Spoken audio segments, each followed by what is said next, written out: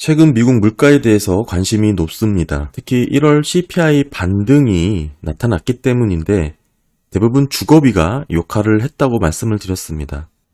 그렇지 않아도 CPI에서는 주거비가 차지하는 비중이 크기 때문에 주거비의 상승은 상당히 우려가 될 수 있는 그런 부분인데요.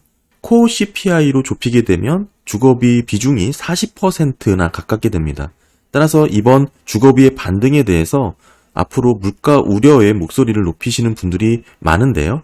결국 CPI 이 주거비가 높아지게 된 부분을 조금 뜯어보게 되면 그 내막에는 주택가격 상승이라는 근본적인 요인이 남게 됩니다. 물론 이번 1월달 주거비가 높아진 부분은 가중치의 변화도 생겼기 때문이고요. 보시면 22년 12월달 주거비가 차지하는 비중이 32.9%에서 올해 1월 36.2까지 높아졌습니다. 게다가 OER 비중도 24에서 26, 26.7까지 점차 확대가 되고 있기 때문에 이런 가중치의 변화도 주거비를 끌어올리는 그런 요인 중에 하나로 작용을 했고요.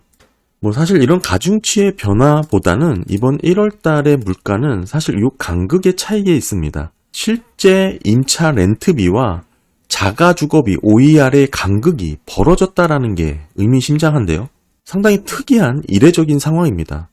역대급으로 괴리가 벌어진 상황이라서 이번 1월달 OER 데이터가 잘못됐다 이렇게 주장하시는 분들도 있고 실제 조금 더 지켜봐야 될 그런 부분으로 보입니다. 이번 달만 유독 튀었기 때문이죠. 게다가 실제 납부를 하는 임대료는 계속 축소가 되고 있습니다.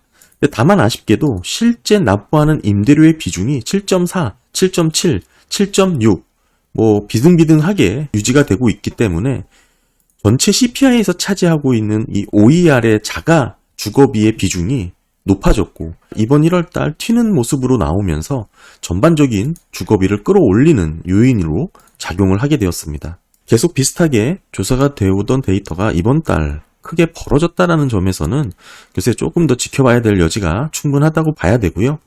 결국 비중이 큰 이 OER 자가주거비의 상승이 확대가 됐고 여기에 비중 자체가 늘어나면서 결국 주거비를 끌어올렸다라고 봐야 됩니다. 결국 1월 CPI 반등은 그 주범이 뭐냐? 좁히고 좁혀보면 결국 이 OER입니다. 그리고 이게 이렇게 어긋나게 데이터가 나왔기 때문에 저 같은 입장에서는 상당히 의심스럽고 고지고대로 받아들이기 힘든 데이터다 이렇게 보고 있고요. 다만 오늘은 이 자가주거비 측정 방법에 대해서 여러 가지 논란이 많지만 그 부분에 대해서 살펴보기보다는 이 기저에 깔린 핵심 원인 이렇게나마 엇갈리게 나올 수밖에 없는 한마디로 그 빌미를 제공한 진짜 원인은 주택가격 상승 부분이 있기 때문에 그렇습니다. 따라서 오늘은 주택가격 이 반등, 상승에 대한 부분을 살펴보려고 하고요. 만약에 주택가격이 반등하지 않았다면 이렇다 저렇다 OER이 반등할 소지 자체를 제공하지 않았겠죠. 따라서 주택가격 상승에 대한 부분을 잘 들여다봐야 된다 그렇게 생각합니다. 전반적인 도시주택 가격 지수라고 볼 수 있는 S&P 케이스실러 이 주택가격은 주택가격이 반등하는 것으로 나왔죠. YOY로 보더라도 5.1% 정도로 오른 그런 모습을 보여주고 있습니다. MOM으로 보더라도 지금 8개월 정도 연속해서 증가세를 이어가고 있기 때문에 뚜렷하게 주택가격이 반등을 하고 있다라고 말할 수가 있는 부분이죠. 이런 반등을 갖고 추후 여러 가지 물가지수에 영향을 미칠 것 같다. 이런 내용을 제가 CPI 영상에 말씀을 드렸던 것 같기도 하고요. 어찌됐든 반등을 하고 있다라는 상황에서는 이 시세를 어떻게 해석해야 되냐.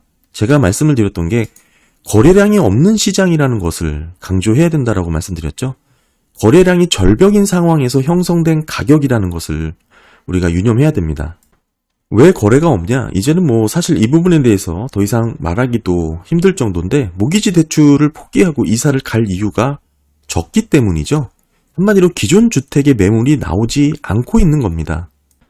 미국 부동산 시장의 전체 기존 주택의 규모가 80에서 90%를 차지하고 있습니다.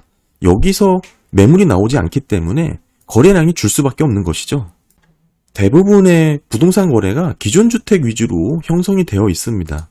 이렇게 되다 보면 한마디로 지금 주택 부동산 시장은 수급 불균형 상태다 이렇게 봐야 됩니다. 그렇다면 수요 측면에서 먼저 보면 며칠 전에 NAHB 주택시장지수를 통해서 살펴봤듯이 수요로 봤을 때 기준선이 50입니다. 50을 하회해서 바닥권에서 이 레벨 자체가 48로 집계가 되었지만 현저히 낮은 수준이고요. 지속적으로 위축된 구간을 유지를 하고 있는 겁니다. 수요가 좋다라고 볼 수가 없는 것이죠.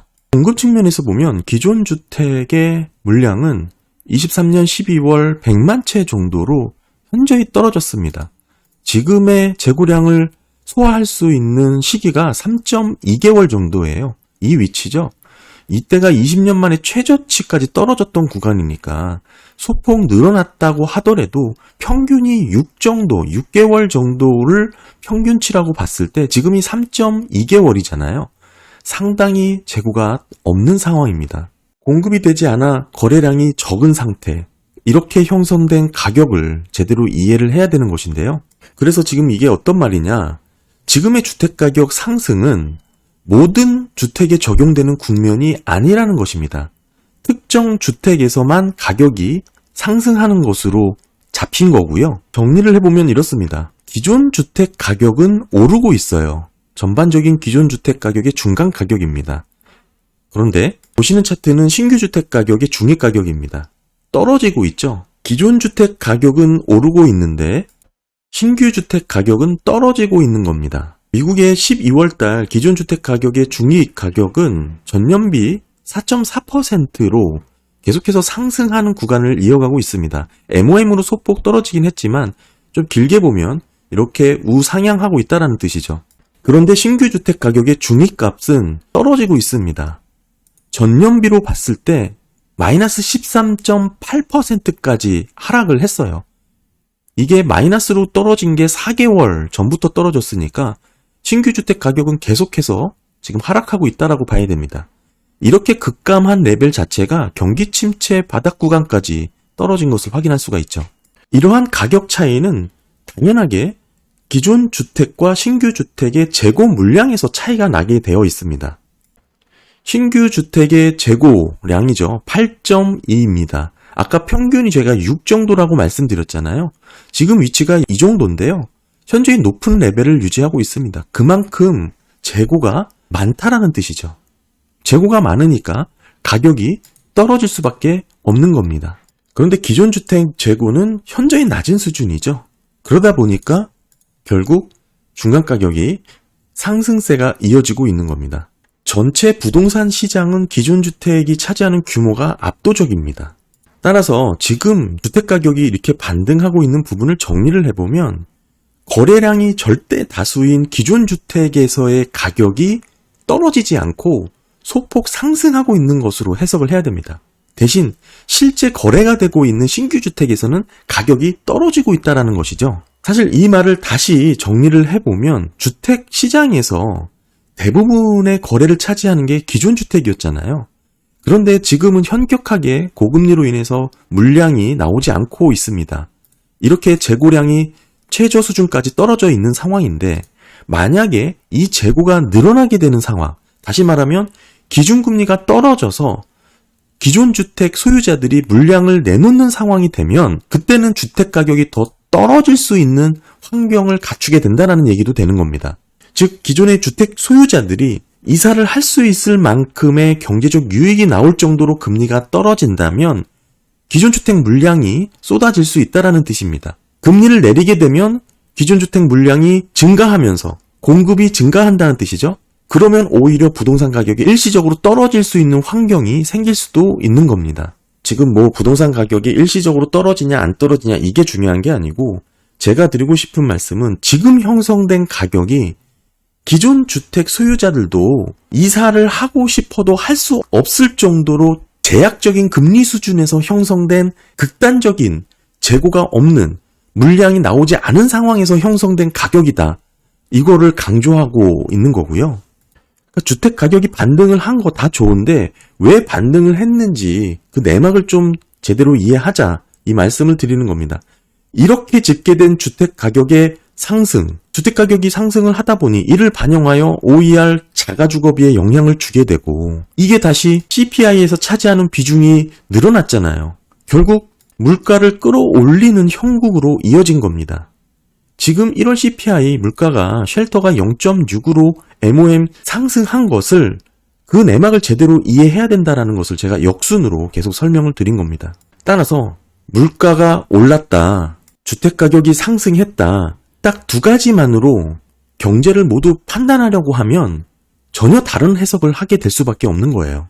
물가가 오른 내막과 주택가격이 상승한 배경에 대한 세부적인 이해를 갖추면 이게 왜 올랐는지, 그리고 OER에 어떤 영향을 줬고 이 비중이 어떻게 변했는데 이게 결국 1월 CPI가 반등하는 결과로 나온 거잖아요. 헤드라인만 보게 되면 이렇게 전혀 다른 해석을 할 수 있다는 겁니다. 22일 날 기존주택 판매가 나올 거고요. 좀 더 지켜봐야 될 것 같고, 신규 주택 판매도 26일 날 또 업데이트가 됩니다. 주택 가격이 어떻게 또 변했는지 세부적으로 종합해서 정리를 해보는 게 좀 필요할 것 같고요. 이러다 보니 명목적인 주택 가격은 오르고 있는 게 맞잖아요. 그러다 보니까 사실 주택 가격이 오르면서 신규 주택 착공이라든지 건축 허가 건수는 크게 떨어지지 않고 바닥권에서 유지가 되고 있습니다. 지난주에 업데이트됐던 1월 신규 주택 착공 건수는 물론 지난달 대비 크게 감소를 했는데 이 부분은 계절적인 요인이 크게 영향을 줬다고 봐야 될 것 같고요. 더불어서 허가 건수도 1.5% 정도 줄었죠. 이렇게 줄어들었다는 게 일시적이다 이렇게 볼 수도 있겠지만 크게 바닥권에서 계속 유지가 되고 있는 상황이다 이렇게 봐야 됩니다. 시계열을 길게 뽑아보면 이게 절대 건수입니다. 지금 여기죠. 착공 건수가 이 부분인데 계속해서 떨어지고 있다라는 이 추이가 의미가 있는 거고요. 절대 레벨 자체도 그렇게 높은 수준은 아닙니다. YOY로 보더라도 지금 거의 제로에 가까워졌죠. 전반적으로 크게 의미 있는 그런 착공 건수 데이터라고 보기는 어렵습니다. 정리를 해보면 지금에 나온 주택가격의 반등은 거래가 되지 않는 기존 주택에서의 가격이 유지되고 있기 때문이다. 신규 주택의 가격은 YOY로 13.8%나 하락을 했고 4개월 연속으로 떨어지고 있습니다. 재고도 지금 판매량을 놓고 봤을 때 8.2개월이 소요가 된다는 뜻이니까 재고가 상당히 많이 쌓인 그런 모습을 보여주고 있습니다. 그런 상황에서 집계된 주택 가격의 반등이고요. 이 반등이 결국 OER 자가주거비를 끌어올리는 요인으로 작용을 했고 더불어 가중치의 변화까지 영향을 받으면서 1월달 CPI가 반등하는 것으로 집계가 되었습니다. 물가가 반등했고 주택가격이 반등했다. 이 두 가지만 놓고 해석을 하기보다는 주택가격이 어떤 배경을 갖고 반등을 했으며 그게 지속 가능한 여부가 있는지 살펴봐야 되고, 그리고 이를 기반으로 물가에 영향을 준 요인이 어떻게 왜곡이 됐으며 이게 어떠한 변화를 거쳤는지를 통해서 이번 1월 CPI를 해석해야 된다. 그렇게 보고 있고요. 종합적으로 말씀을 드리면 크게 우려할 그런 반등의 의미를 담고 있진 않다. 이렇게 정리를 할 수 있겠죠. 물론 한두 달 정도 지켜봐야 되겠지만 이런 추이가 계속적으로 이어지기에는 그 모멘텀이 글쎄요. 강하다고 생각하지는 않습니다. 실제 임대료 자체가 크게 떨어졌다라는 부분, 결국 자가주거비의 측정 방법과 비중의 변화, 다양하게 좀 고려를 해야 되지 않나 그렇게 보고요. 가장 중요한 주택가격의 반등 부분도 아까 설명을 좀 드렸습니다. 네, 감사합니다.